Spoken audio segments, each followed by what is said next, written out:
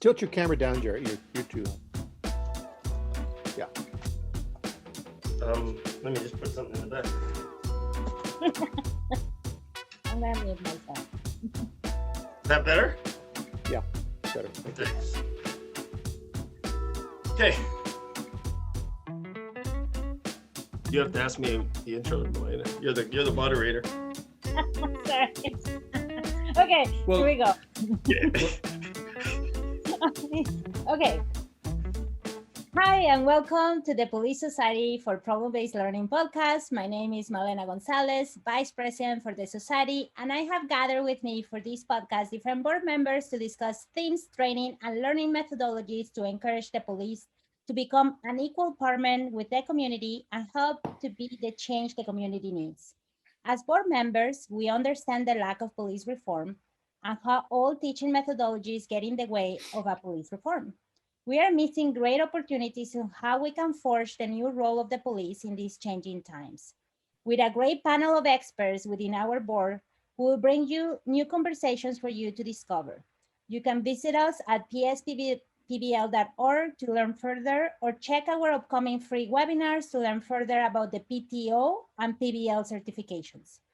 Don't forget to subscribe to our podcast, and you can send us your questions to info@pspbl.org. On today's episode, we have in our podcast different board members, but last time we didn't have Jerry, so I'm gonna let Jerry introduce the topic for today's podcast. Hi, my name is Jerry Cleveland. I'm a former president of the PSPBL and now co-chair with Greg Seville. Today, I was hoping we could talk a little bit about some of the legal issues and what's judiciable and what's needed in terms of police training and what police executives and police training coordinators should be thinking about when they're offering programs. My own background was as a cop. I've also served as a long history of being an educator, and I've also been a lawyer. I currently act as a associate professor at the University of Notre Dame here in Australia, where I'm speaking, and I teach mental health and the law.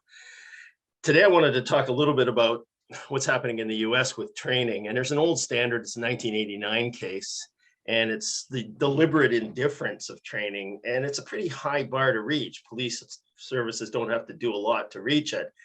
Basically, what they have to do is ignore their own policies and do it with a deliberate and conscious indifference. And we don't see a lot of that. So taking that negligence route isn't always a successful approach for communities when they're asking the police to make changes. What they also need to know is that all of the rules that applies, given that they're public agencies, civil torts, criminal laws, those sorts of things are all open to the courts interpreting what the police did. And we're seeing that all the time in our news now. So today, what I'd like to talk about are some of the myths around this police training that, if you don't train a certain way, the courts are going to hold you accountable and you're going to get punished. That's not the main issue anymore. In fact, in a recent study, in fact, about 50 recent studies that people like Cogine have looked at as late as 2020, they're talking about things such as ethnic minority relations. They're talking about decision-making capabilities, internal monitoring when use of force occurs, and most significantly, they talk about the resistance by the suspect. So those there are other four key factors are what police agencies need to focus on. And our view here at PSPBL is, yes, it's important to learn how the gun works. You have to know how to load it, you have to know how to unload it, you have to know how to keep it safe. But you also have to know the sociological and psychological reasons why you would use that weapon. And I think we have a panel here that could speak quite eloquently about some of the practicalities of not only knowing the use of the weapons, but what's going on inside both the officer and the offender's brain when the weapon gets used.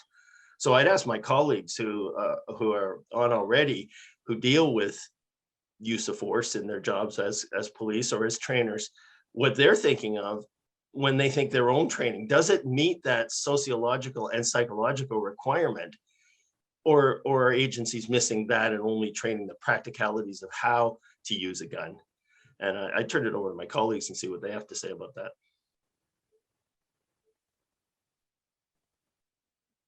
Pause. So that's what the courts, what the articles have found, and I'm thinking about things like the journals of psychiatry and medicine and all of the people who are looking at the reasons for violent offending and police response.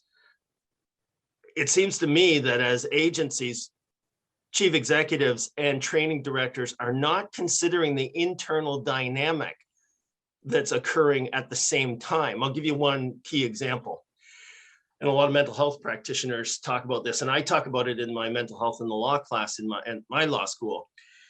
When somebody's suffering from paranoid schizophrenia, one of the worst things you can do is yell at them. And yet what our current police training has us doing is, for the sake of clarity for all bystanders that you issued orders, is that you yell out and you say, put down the weapon. You yell out and say, get down on the ground. These two factors seem to abut. They both make sense, but are you training police officers to understand that when you're dealing with somebody who's suffering from paranoid schizophrenia, that you yelling at them may actually exacerbate the situation as opposed to making it better, remediating it, mitigating it, whatever you're trying to do? So how much thought have you given as an agency and as a training director to that sort of internal dynamic? And I guess, Jerry, that my question to you is that officers that are on the street that are making these decisions and that, first off, how do they know who they're dealing with? You know, they don't know that they're dealing with somebody who has mental issues or whatever in a lot of these cases and that. And of course, it's assumed after the fact, once the officers respond and respond the way you're saying not to respond under those circumstances, whereas that would be perfectly useful and may help in regards to dealing with somebody who doesn't have these issues. You're almost like Monday morning quarterbacking after the fact, saying, hey, well, wait a second here, this person had mental health issues. You shouldn't have done that. You should have done this instead. Well, unfortunately, the officer at the time didn't know these things. So is it a type of thing that everybody needs to be trained to respond to anybody that same way in regards to that? Or are we supposed to train officers to be, officers who can tell somebody who's having a mental health type of issue at the time and deal with them accordingly? That's a great question, and I'm going to answer it. I think the way that most police, we've all been police here. We all understand what it's like to go to that shooting scene and not know what's going on and to find it in chaos. We all know that's our starting point. What training is supposed to do, what makes us a profession, what makes us professionals, is what we bring to that chaos. And what we need to bring, and I would argue that we're not currently bringing to that chaos, is an awareness and an understanding of the impact of our actions. So I would say, to answer your question, Paul, yes, it is a training issue, so that you go into every situation the way we currently go into every situation thinking the person could have a hidden gun on him or her. We go into every situation thinking that. Why wouldn't we go into every situation with the similar mindset that we could be dealing with someone who has paranoid schizophrenia? And if that is the case, and you see the triggers because you had the training, you hear the words, they've been trying to get me, this has been happening to me forever. All of those verbal and visual clues that you can be trained to recognize, which we train lawyers and doctors to recognize. So why wouldn't we train our police, at least at a cursory level, to understand the most obvious of the clues that are available to them? I would say,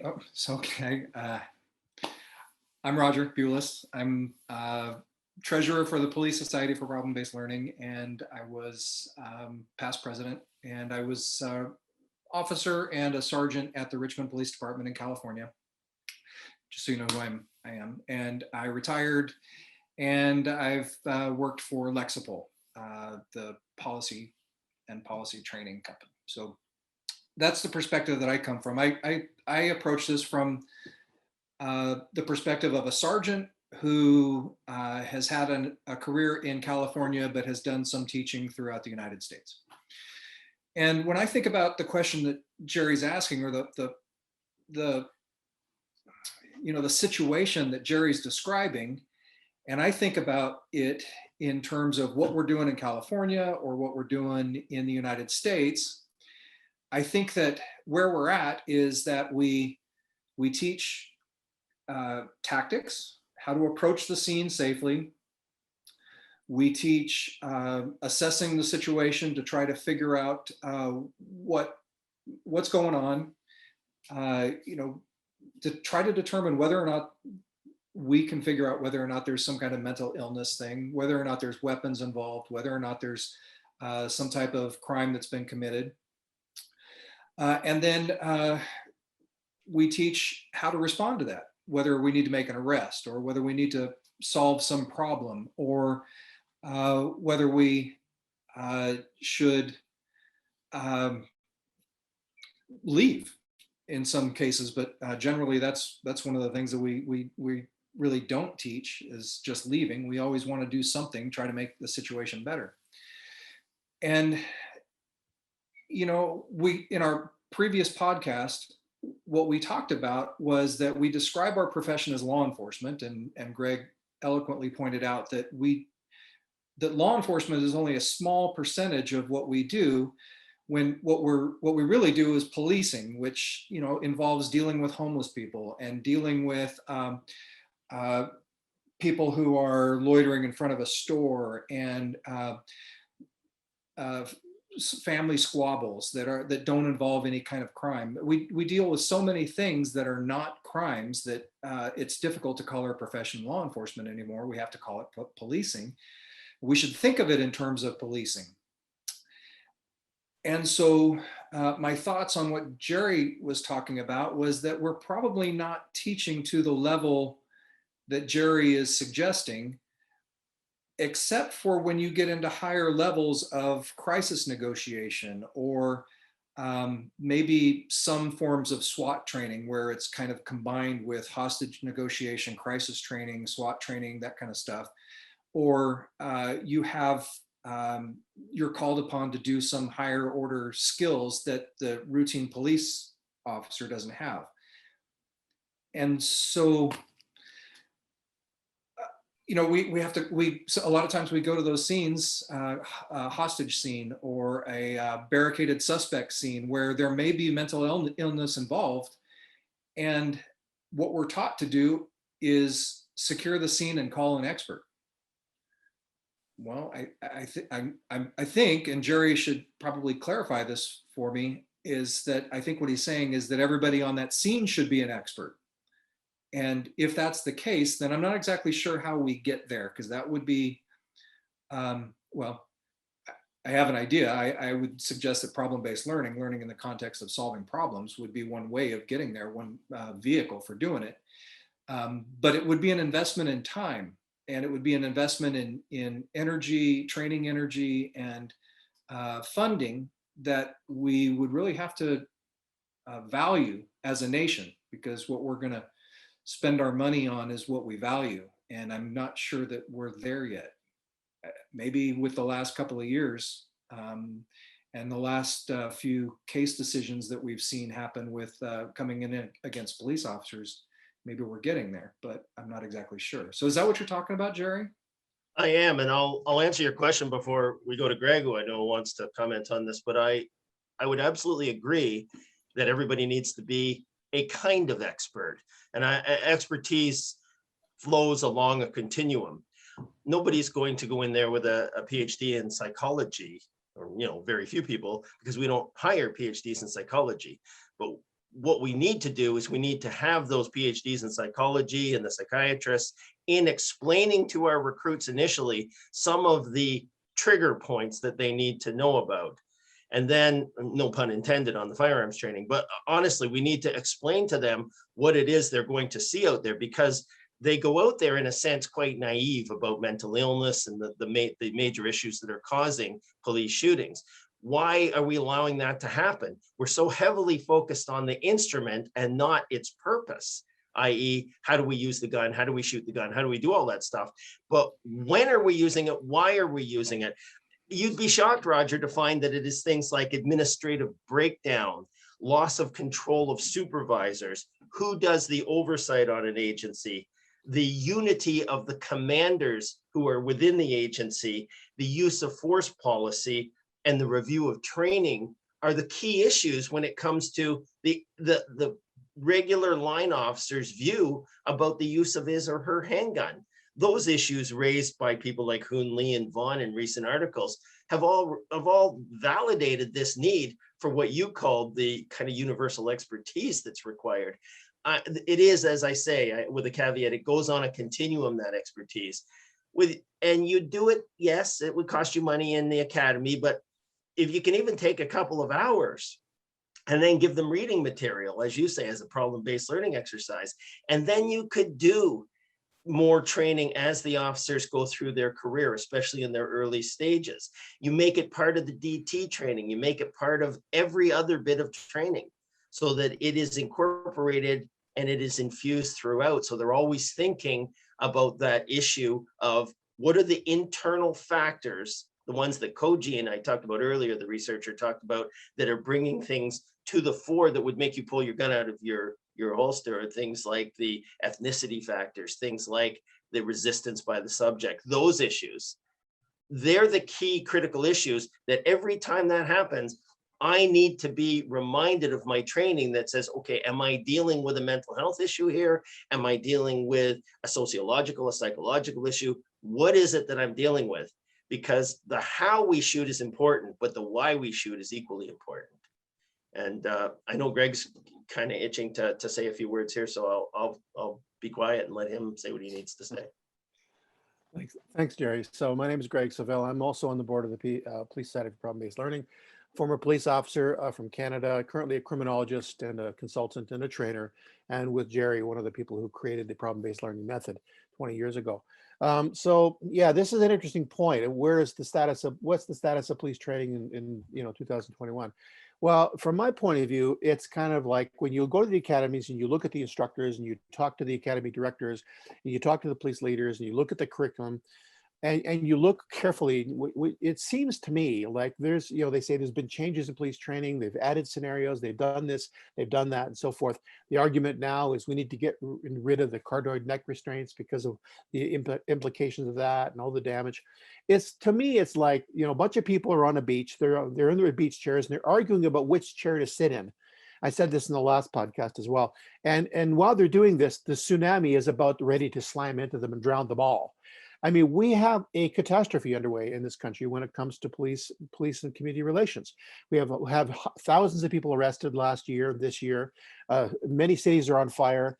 We've had 30 police chiefs from major cities resign in disgust or in conflict over the last 12 months alone. This is the 60s all over, and to talk about moving chairs around the police curriculum is madness. And I think the problem we face right now in policing with trying to get these changes done is to try to make police training as evidence-based as possible. Prove what you train in the real world. So when you're doing any kind of tactical training on the mats or tactical training in the firearms range, what does the actual evidence show you? Jerry used examples of people with mental illnesses and how that plays out and the approach you can have to them, how it can make it worse or better. How does that evidence show up in the police academy, in the police curriculum? And right now, a lot of it doesn't. Police academies don't hire those PhDs in psychology or in criminology, and they should. Those people should have a fundamental role. And I think the reason for that is because policing works in a cave, at least police training does. It works in what philosophers call Plato's cave. That's a story from Plato's Republic years ago. And he's talking about this dialogue between Socrates, his teacher, and another person. And the story about these people who live in a cave, chained to the cave, and they can't see outside. All they can see is the shadows of the outside coming through the opening of the cave. And they're making their reality based on what they see in the shadows. A lot of what happens in police training is based on that. It's based on the war stories. It's based on the fact that, they hear these things through their experience, but they don't really know what's just outside applied the K, what the research shows, what we know from the data, how to really prevent crime, how to patrol properly. All those things don't make it into police practices. They don't make it into police service delivery, and they sure as heck don't make it into police training. And the best example of that is the 40-year-old field training officer program, FTO program, which was never based on substantial evidence-based research, which still exists today as the predominant form of field training, which I contend has made the situation much worse. So I'll leave it at that. Well, you know what, I wanted to bring up a point, and maybe I'll throw it out to everybody and see what you think, is what about the fact that a lot of communities in that are saying that we should separate law enforcement from like mental health professionals and that. In other words, if there's a call that supposedly somebody's in crisis, they're having a mental health issue and stuff, instead of sending the police, they want to send a mental health team to go and take care of that problem instead, because they feel the police are not going to handle or deal with that person the way they should be dealt with. But that's being done, Paul. That's being done right now. There are many agencies doing that strategy, but it's like a drop in the bucket. It's just cops will always end up in those situations with or without the social workers. We still have to deal with the police training. No, I understand that, but I'm just looking to see actually what everybody's thinking is on that. Do you think that there's a place for that, or do you think that, in other words, officers should all be the ones still doing that, but now being trained to do that? And because one way or the other, if you're sending these mental health people in some cases they're saying without the police and stuff like that, is that not now putting other people in harm's way that don't need to be put in harm's way in that? And so I know there's a big debate out there in regards to which way it should go here. And I'm just throwing it out there to see if anybody has an idea of what you think is the right way to go. Well, my view is as Greg says, I think that we need to professionalize our police to the extent that they're capable to move across a number of different issues, whether they be violent contacts with the public, whether they be nonviolent, whether mental illness is involved, whether it's not. They don't have to be experts, as I said earlier in this podcast, but they certainly have to have at least moderate level of engagement that they can recognize signs and see the symptoms. I know what you're saying, Paul. The police can't do everything, and we can't have other people going into police situations, because often those situations are violent, and you're dead right. We can't have people walking into violent situations who the police have to pull out of there as well. I think that the nature of policing is indeed this quite broad, and it needs to remain broad. And we haven't kept up with that level in our training. We haven't kept up with the level of depth that's required of our practitioners. We simply train a few things and then say, okay, we'll get you on with the experience and you'll learn how it goes over the years. And often that doesn't happen. As you know, we always revert to our training. So our training has to be not competent, but it has to be excellent. And it has to be quite broad-based. Is it asking a lot? Yes. Is there a lot at risk? Yes. So that's why we have to do it. I would like to know from Janelle, we had a discussion in the last podcast about just how much training the cops actually get before they end up on the street. And my contention is it's not enough. The tactical people get all the complaints, but actually I think we need more of that. But Janelle, talk about how much actual training they get to deal with these situations. I will say that I'm Janelle Aber. I work for the Council on Law Enforcement Education and Training in Oklahoma as an instructor, and I also work as their learning management system coordinator. So currently our academy is 600 hours. They have 70 hours on the mats to learn takedowns, to learn arrest techniques. They have 70 hours on the range to do basic pistol, handgun handling skills, basic rifle skills, and basic shotgun skills. And then they have 50 hours in a car. The rest of that time is in the classroom. And to kind of tag on to what Jerry was saying in the beginning, I think for me, one of the biggest disconnects where we struggle to get our students to realize, okay, this is a mental health patient versus your other instructor is saying, oh, you have to yell everything. It starts with the trainers. There's a disconnect in the trainers. Where I teach defensive tactics, I might not be well-versed in de-escalation. Or somebody else might be teaching firearms and they don't know anything about defensive tactics. So a big part of that disconnect of our officers going out there not really knowing what to do in every situation, or having a pretty general idea, is that they've got a lot of instructors in the academy, and each instructor has a different idea or a different philosophy of how to train that person and how to teach them to do something. And I think it starts with the trainers, getting them all on the same page and making sure that they actually go out there and they're training what their other instructors are training inside the same academy. So that's kind of where I think our biggest disconnect is. So it sounds to me like it's an integration issue, like that each of the topics should be integrated with each other. Like as a report writing instructor, I would love to see the concept or the people thinking about how they're going to write their police report as they're learning about use of force and as they're learning about their legal authority to conduct searches. I would like officers to be thinking about their legal authority as they're learning about car stops and that kind of stuff. So integrating those topics is what it sounds like you're talking about. Right, exactly. Right now, it feels like, at least in my experience, everything is siloed. So you have defensive tactics, and then you move on and you have firearms, and then you move on and you have legal block, and then you move on and you have patrol block. But none of those are integrated together. And at some point, if we don't integrate them, we end up with the situation that Jerry says. You show up to a mental health call and you don't know how to respond to that because you had 5 instructors telling you 5 different things. If I can just, I guess it's time for us to conclude so our listeners won't be here on their computers for too long. I'd like to, absolutely, I think Roger and Janelle have nailed it. And I'd like to say as a conclusion, and it seems like we've come full circle here, I argued for what chief executives and what training directors have to consider. I was negligent in not naming the third triad, and that is the people who do the hiring. And I think that might be a topic for us in a future blog, but I do want to say that what Roger and Janelle just highlighted was the need for us to hire diversity, because it's clear that we don't have enough time in our training. We just don't have enough time to give all of these skills. We can introduce it. So it makes sense that we would be a bit preemptive, that we would be proactive, and we would hire people who are bringing these skills. And of course, people will introduce all of the problems around hiring professionals, but that's a topic for another discussion. But it is a consideration that every chief executive and every HR director should have foremost on their mind when they're bringing new people into police agencies.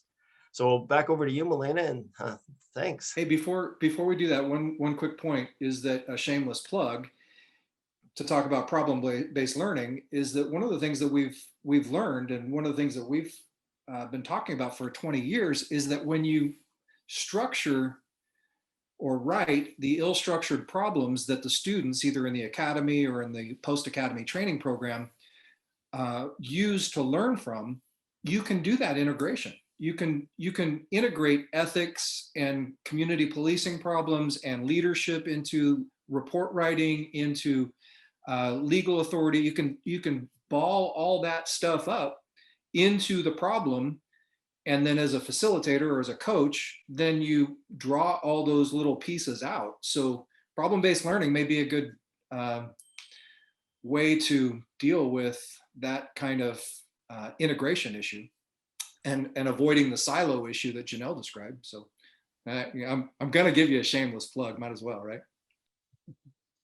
Yeah, you definitely close with the right topic. It was about problem-based learning. This, as an educator, I cannot tell you the importance of joining all those special areas.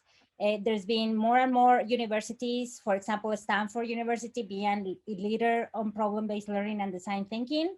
They actually put their students now in an area from different areas of specialties so that they can make projects that they're ill-structured problems, real life problems, that there's a lawyer, there's the medical, there's the technologist, there's the psychologist. So there's all these areas of expertise that they're coming together to the table to solve the problems. So I think that's one of the things that problem-based learning can definitely bring to the table. So thank you so much for listening to this podcast. Please send us your questions to info@pspbl.org subscribe to our website, to our podcast, and we look forward to hearing from you. Have a great evening or morning or afternoon.